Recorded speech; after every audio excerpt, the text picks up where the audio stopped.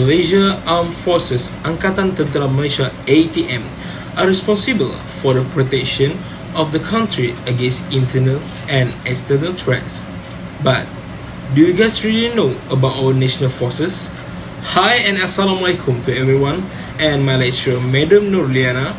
My name is Muhammad Syafiuddin bin Sabrul Aswadi and I'm here on behalf of this topic.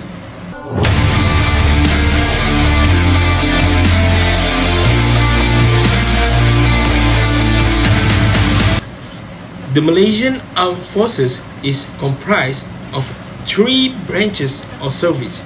They serve in a wide variety of situations, such as assisting civil authorities in addressing domestic threats, maintaining public security, providing aid following the onset of natural disaster, and assisting in national development programs. So firstly, we have the Malaysian Army RMA is responsible for the safeguarding of the nation against land-based threats.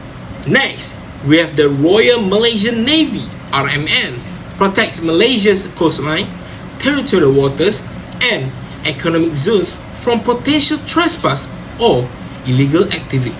And lastly, we have the Royal Malaysian Air Force RMAF, maintains and operates a capability that is ready and able to project aerospace power to secure Malaysia airspace and protect her national interests.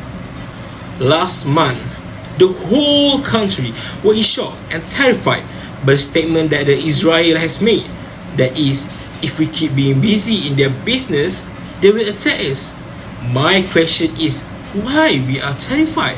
I assume that is because mostly our people didn't have faith in our own forces because they did not know what is our forces' strength, what is its role, and what are they capable of. Am I right? For your information, I am not a military person. Look at me. I'm just a citizen and a student.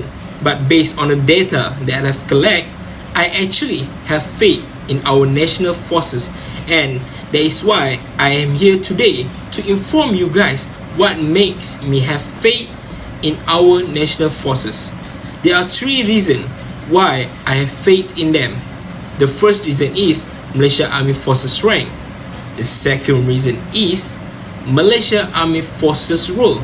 And the third reason is Malaysia Army capabilities.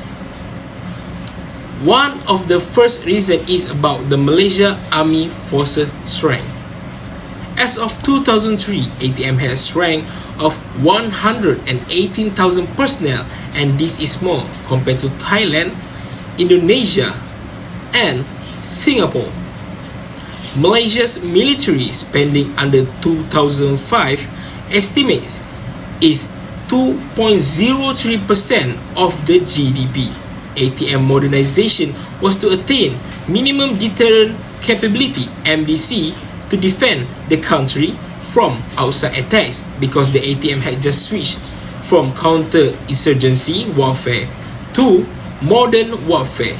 Now they have 80,000 in the Malaysian Army, 15,000 in the Royal Malaysian Navy, and 15,000 in the Royal Malaysian Air Force.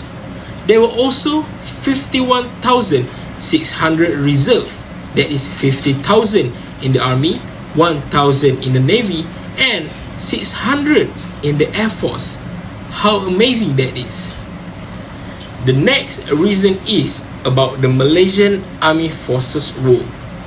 The role of the military in the national life of Malaysia has been a political when compared with other developing countries or with many of its neighboring states. In Malaysia, the armed forces were under the complete control of a civilian government that was widely accepted as legitimate by the general population as well as by both the military leadership and rank and file personnel. The distinction between civilian and military affairs was sharply drawn and firmly adhered to. Defense forces were not directly involved in politics, and any expansion into non-military roles appear improbable. The last reason is about what the Malaysian Armed Forces capable of. The Malaysian Armed Forces is very capable when it comes on protecting its homeland. It is because our national forces is not like the Russian, China or North Korea. These three country army is very capable on attacking, but the Malaysian Armed Forces is capable on defending and tactical on land warfare. By having a lot of jungles and trees bring benefits on us during war. That's why they trade in the jungle every single time for them to know the route and have a complete advantage of it. Besides, if a war breaks out, it is not the same as the war in 1930s or something. Now, it is 2021, a world full of technology and modern. Unconsciously, we already arrived at the end of our topic. Firstly, I have shared the reason why I have faith in the Malaysian Armed Forces, the Malaysian Armed Forces strength, their roles, and what are they capable of. I hope that everyone can accept what I am sharing to you.